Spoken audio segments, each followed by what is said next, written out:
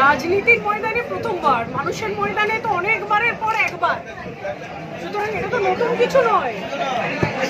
আমি জিতবো, বাংলার মানুষ জবাব দেবে। তৃণমূল রাজনৈতিকভাবে দেউলিয়া, সামাজিকভাবে দেউলিয়া, শিক্ষার দিক থেকে দেউলিয়া, স্বাস্থ্যের দিক থেকে দেউলিয়া। ঘাটাল পার্লামেন্টারি কনস্টিটিউয়েন্সি কিছুই পাইনি। যদি আমরা জিততে পারি, এসে ঘাটালের জন্য সর্বক্ষণ আছি 365 দিন 24 ঘন্টা। মানুষের কাছে ভোট চাইব, মানুষ ভালোবেসে ভোট দেবেন। আমি যদি আসতে পারি ঘাটালের জন্য, আমি সম্বচ্ছ থাকবো, ঘাটালের মানুষের জন্য কাজ করব।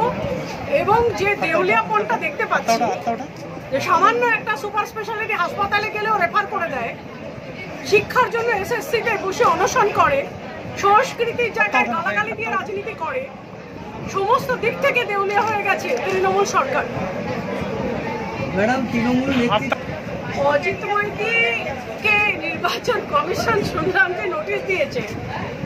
আমাদের সেনাবাহিনী যারা আমাদের দেশ বাঁচায় তাদের হাত ভেঙে দিতে বলেছে। যে নেতা এই ধরনের কথা বলে, সে নেতার কথা অর্থহীন। আমি জবাব দেওয়ার প্রয়োজন মনে করি না, মানুষ জবাব দেবে। দিদি, আপনার অপোজিটে দেব প্রার্থী, একজন ফিল্ম স্টার, কিভাবে মোকাবিলা করবেন? দেব মানুষ ভালো, আমার ছোট ভাইয়ের মতো। এটা রাজনৈতিক মোকাবিলা, এটা আমরা রাজনৈতিক ময়দানে সীমাবদ্ধ রাখবো। বেরোচ্ছেন? হ্যাঁ, বেরোবো। আপনি মমতা বন্দ্যোপাধ্যায়কে জঙ্গল মহলে মা বলতেন, সেই জায়গায় আজকে মমতা বন্দ্যোপাধ্যায় দলের বিরুদ্ধে আপনি প্রার্থী।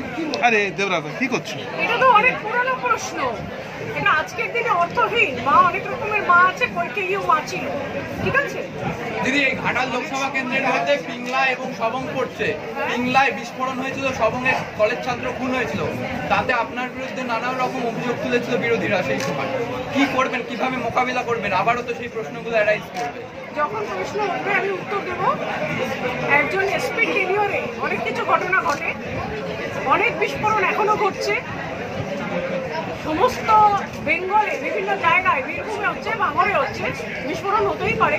বলে একজন এসপি হিসেবে যেভাবে মোকাবিলা করার দরকার সেইভাবে মোকাবিলা করেছি।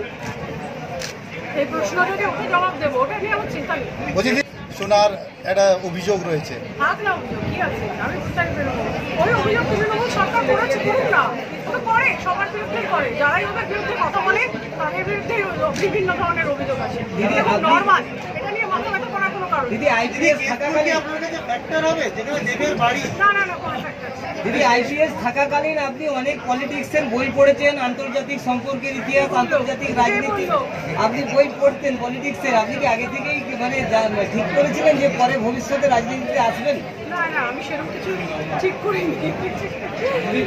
আরে অজিত মাইতি আমার সাথে সারা জেলায় ঘুরে ঘুরে বিভিন্ন জিনিস বিতরণ করেছে।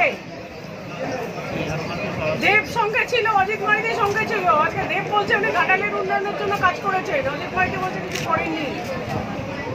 ঠিক আছে? তৃণমূল সরকার যখন যেরকম দরকার মনে করে সেরকম কথা বলে। সুযোগ সন্ধানী একটা সরকার, দেউলিয়া একটা সরকার। এইটা বাংলার মানুষ জবাব দেবে। শুধু ঘাটালে না, সারা পশ্চিমবঙ্গের বিভিন্ন রণক্ষেত্র, এগুলো রাজনৈতিক রণক্ষেত্র, যেখানে মানুষ জবাব দেবে।